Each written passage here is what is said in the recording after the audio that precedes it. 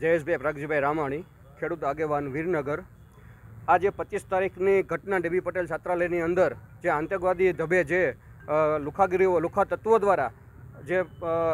આતંક મચાવવામાં આવ્યો છે, ત્યારે જસદણ પંથકના તમામ ગામના તમામ સમાજના લોકો સાથે રહી અને આ ઘટનાને વખોડે છે। આ જ્યારે એફઆઈઆર દાખલ કરવામાં આવી છે, ત્યાં વિવિધ પ્રકારના સીસીટીવી કેમેરામાં તમામ પ્રકારની એક્ટિવિટી જે થાય છે એ પોલીસ એનાથી વાકેફ પણ છે, એને જાણ પણ છે અને એમાં કાયદેસર લૂંટ પણ કરવામાં આવે છે। તો આ લૂંટની કલમ જે દાખલ કરવામાં નથી આવી, ત્યારે જસદણ તાલુકો અને તમામ સમાજના લોકો સાથે રહી અને આ જે લૂંટની કલમ દાખલ કરવામાં આવે એવી અમારી બધાની માગણી છે।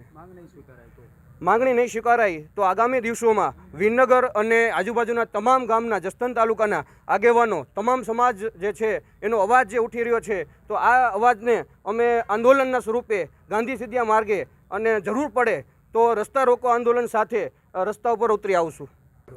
હવે જે રાજકોટ સમસ્ત સમાજની છાત્રાલય છે, પટેલ સમાજની છાત્રાલયની અંદર જે ઘટના બની છે તેને લઈને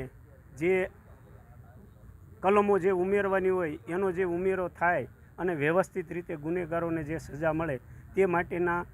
પ્રયત્નો માટે અમે બધાએ રાજકોટ પોલીસ સ્ટેશન અને પ્રાંત કચેરીમાં પણ આવેદન આપવા માટે સમાજના તમામ આગેવાનો તેમજ તાલુકાના લોકો બધાએ સાથે મળીને આવેદન આપવા માટે આવ્યા છે।